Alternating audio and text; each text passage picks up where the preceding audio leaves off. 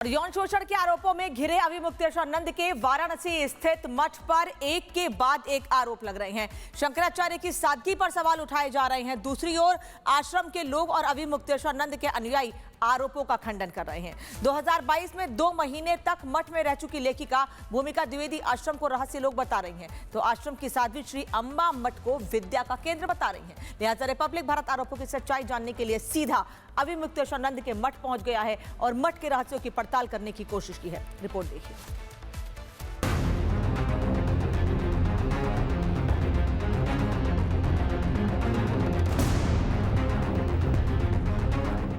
यौन शोषण का आरोप झेल रहे अविमुक्तेश्वरानंद के साथ साथ अब उनका आश्रम भी सवालों के घेरे में आ गया है।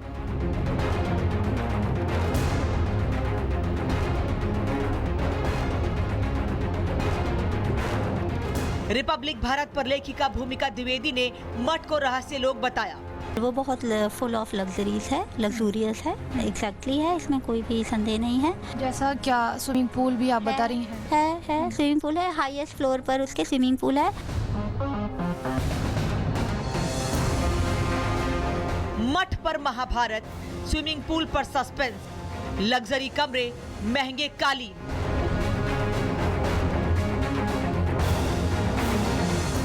ये आरोप हम नहीं बल्कि लेखिका भूमिका द्विवेदी लगा रही हैं, जिनका दावा है कि वो 2022 में वाराणसी को एक्सप्लोर करने यहाँ आई थी, लेकिन आश्रम पहुंचकर उनकी सारी अपेक्षाएं धरी की धरी रह गईं। और लग्जरी, हाँ ये इस तरह, हाँ ये बात है कि जैसा सोचा था वैसा तो वो नहीं है।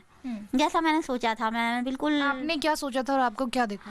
मैंने ऐसा सोचा था कि वहाँ पे खूब सारी तुलसी होगी, फूल होंगे, खूब सारे फूल होंगे, ढेर सारे। वही गुड़हल का फूल देवी माँ को चढ़ता है वो होगा, कनेर बृहस्पति को इनको चढ़ता है, विष्णु भगवान को ये होगा।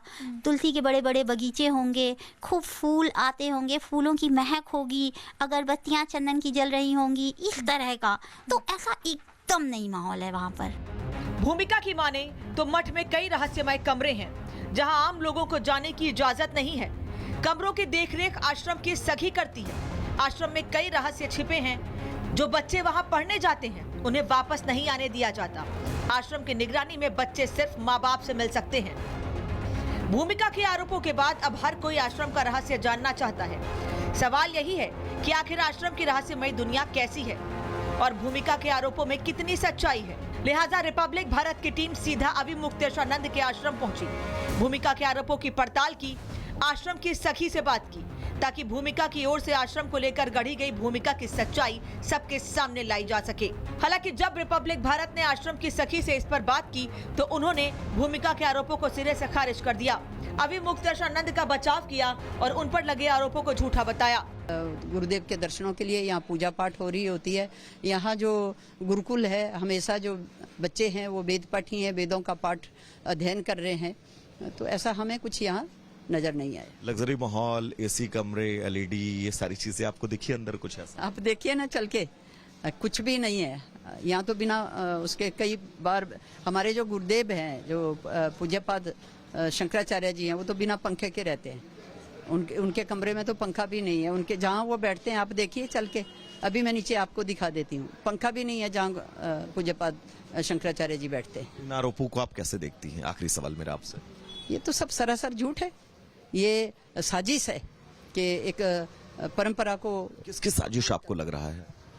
कई विधर्मी खड़े हो सकते हैं। अब आशुतोष का तो हम सुन ही रहे हैं। अब अगर भूमिका के आरोपों और आश्रम के सखी के दावों की बात करेंगे तो भूमिका ने मठ में स्विमिंग पूल होने का दावा किया है, जबकि मठ की सखी स्विमिंग पूल के दावे को खारिज कर रही है। लेकिन भूमिका के अनुसार मठ में लिफ्ट है, जबकि आश्रम की सखी की माने तो लिफ्ट ब्रह्मकालीन शंकराचार्य के लिए बनी थी, जो अब इस्तेमाल में नहीं है। भूमिका का आरोप है कि मठ में महंगे कालीन और लग्जरी सामान है, जबकि आश्रम सखी का दावा है कि मठ में जितने भी सामान हैं वो पुराने हैं। बातचीत के दौरान रिपब्लिक भारत ने मठ के उस रहस्यमय क्षेत्र में जाने की कोशिश की जिसका दावा भूमिका द्विवेदी कर रही थी, लेकिन रिपब्लिक भारत उस स्थान पर पहुंचता उससे पहले ही हमें रोक दिया गया। दूसरे शब्दों में कहें तो रिपब्लिक भारत को उन रहस्यमय कमरों में नहीं जाने दिया गया। इधर भूमिका और आशुतोष ब्रह्मचारी के आरोपों पर अभी मुक्तेश्वर ने भी अपनी प्रतिक्रिया दी है। उन्होंने आशुतोष ब्रह्मचारी को हिस्ट्री शीटर बताया। कहा हिस्ट्री शीटर ब्रह्मचारी कैसे बन सकता है।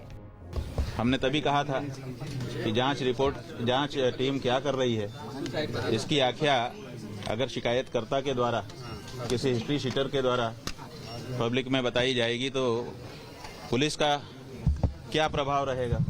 खैर, अब आप कह रहे हैं कि जांच रिपोर्ट के बारे में वो पब्लिकली बता रहे हैं आप लोगों को, तो ये तो रिपोर्ट सार्वजनिक होती नहीं है, और होती भी है तो पुलिस विभाग के द्वारा होनी चाहिए। आश्रम के रहस्यों पर भी अभी मुक्तेश्वर ने अपनी चुप्पी तोड़ी है। आरोपों को झूठा बताया। बोले शीश महल और स्विमिंग पूल के जरिए उनके विरोधी अपनी खुन्नस निकाल रहे हैं। शंकराचार्य को बदनाम करने की कोशिश की जा रही है।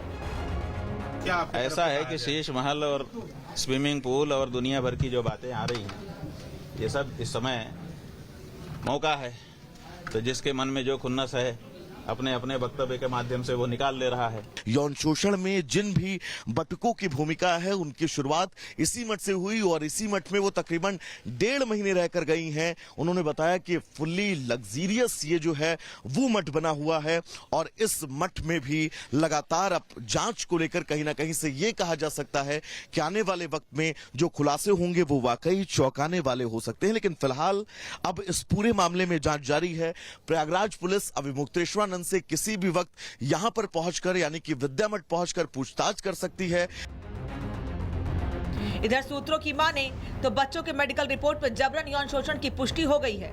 हालांकि अभी मुक्तेश्वर और उनके अनुयायी अब भी यौन शोषण के आरोपों को साजिश बताने की कोशिश कर रहे हैं। गौरतलब है कि अभी मुक्तेश्वर यौन शोषण के आरोपों में घिरे हुए हैं। आशुतोष ब्रह्मचारी की ओर से उन पर एक के बाद एक गंभीर आरोप लगाए जा रहे हैं। आए दिन नए नए खुलासे हो रहे हैं।